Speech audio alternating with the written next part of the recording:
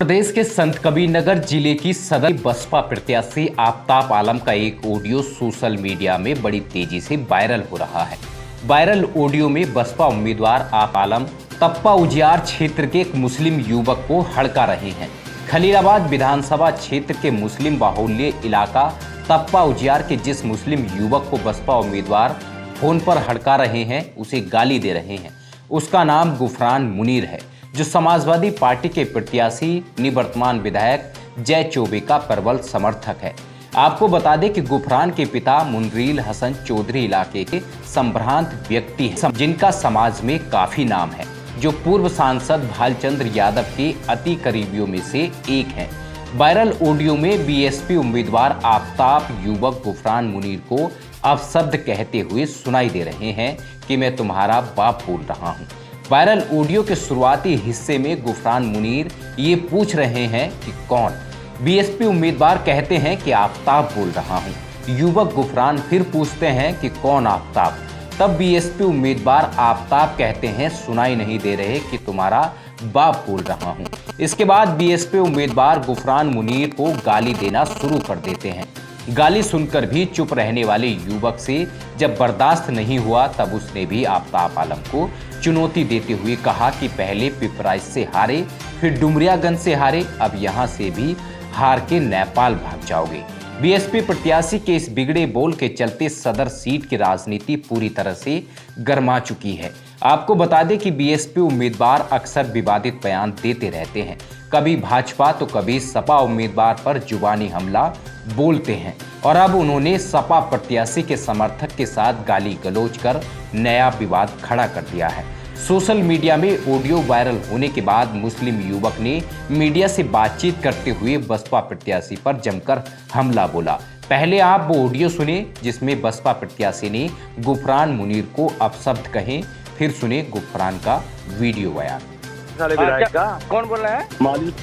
आफताब बोल रहा हूँ। कौन आफताब?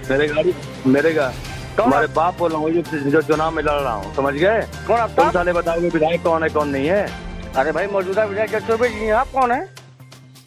आप कौन मैं है? जो है, अगर वो हमको सम्मान दे रहे हैं, तुम साले मालिश करने वाले इतना जूता खाओगे दिमाग सही हो जाओगे साले।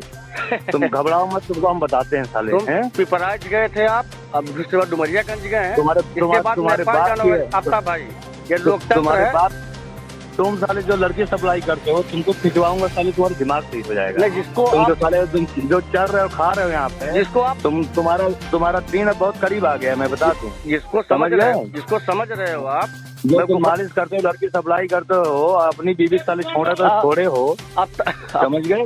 देखिए मैं जो आप समझ रहे हैं वो मैं हूँ नहीं, मैं गुफरान। और वही हो बेटा, तुम ऐसा है बहुत ज्यादा दिन तक तुम बकरी खैर मनाएगी नहीं, समझ गया ना? फिर तुम ज्यादा नौटंकी फेल रहे हो, तुम जो है वो सब तुम्हारे सामने आएगा, समझ गए? जो अयासी का आलम तुम्हारा चल रहा है वो सब तुम्हारे सामने आ जाएगा। अच्छा, तुम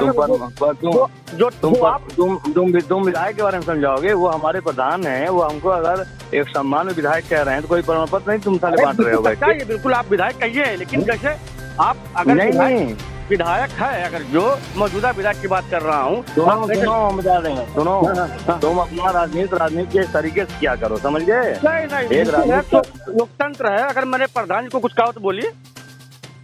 क्या चीज? प्रधान जी को तुम फोन करो कार्यक्रम में, तुमको समझ में नहीं आ रहा, तुमको बता रहे हैं मकसदी पेल। मैं उनसे कह रहा हूँ, तुम कौन होते कहने वाले जी? मेरा गाँव है, मेरा घर है, मेरा ब्लॉक है, तुम कौन होते हो जी?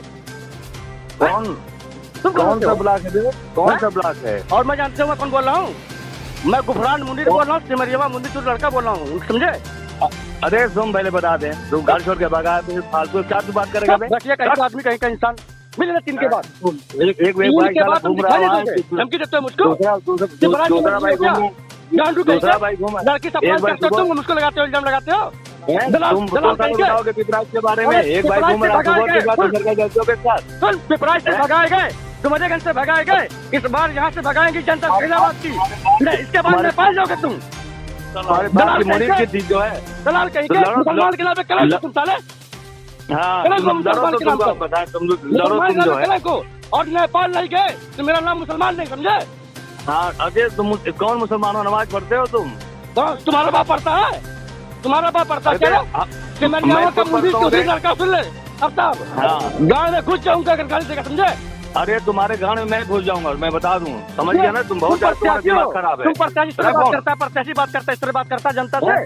तो तुम फालतू बात कर, तुम मेरे पास फोन करोगे, धमकी दोगे मुझको, धमकी से और लोग जनता से बोलोगे?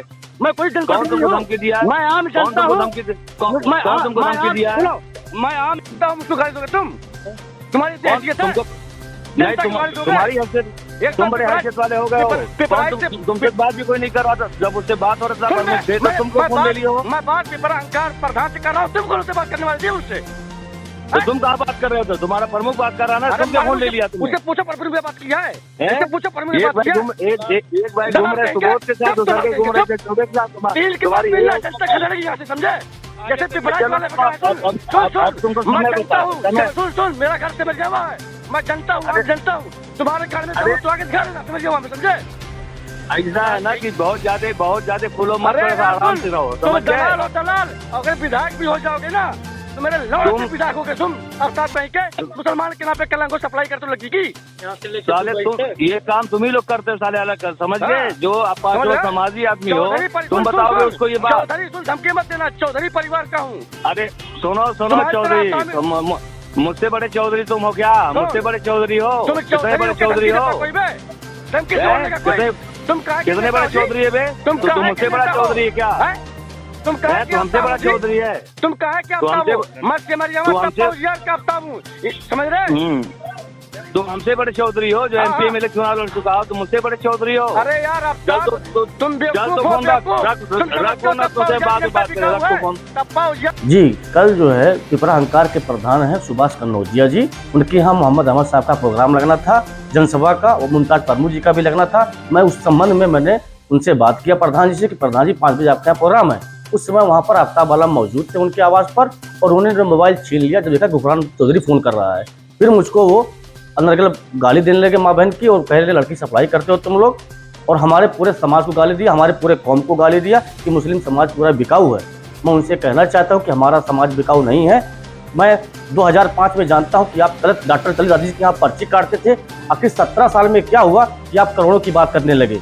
ये जनता सबको पता है कि आपने क्या किया है, लड़की सप्लाई किया है, कि ट्रस्ट किया जो है आप फर्जी पैसा काटते हो, और जनता पूरी तरह जानती है। और पूरे क्षेत्र में आपका नाम मशहूर है, पप्पू कहते हैं लोग, कुछ लोग आपको एटीएम कहते हैं पागल है, ये पैसे के घमंड में चूर है, इसका पैसा खा लो, दोबारा न जमना आए। इस तरह से पिपराइच की जनता ने भगाया है, डुमरियागंज की जनता ने भगाया है, इस तरह खैलाबाद की जनता भी इसको भगाएगी। यहाँ मुझको बहुत घात है। मैं क्योंकि 8 साल मैंने लखनऊ में पढ़ाई किया, मैं वहाँ से BSc किया हूँ लखनऊ यूनिवर्सिटी से। उसके बाद 8 साल मैं गुजरात में नौकरी की, अहमदाबाद में रिजर्व बैंक ऑफ इंडिया में कैश एग्जीक्यूटिव की पोस्ट पे था मैं, 8 साल वहाँ नौकरी किया हूँ। पिछले 1.5 साल से मैं माननीय जय चौबे जी के साथ घूम रहा हूँ। उनका जो शैली है, उनका जो व्यक्तित्व है, उनसे मैं काफ़ी प्रभावित हूँ, और जय चौबे जी के लिए मैं डोर टू डोर लगा हुआ हूँ प्रचार प्रसार करने में।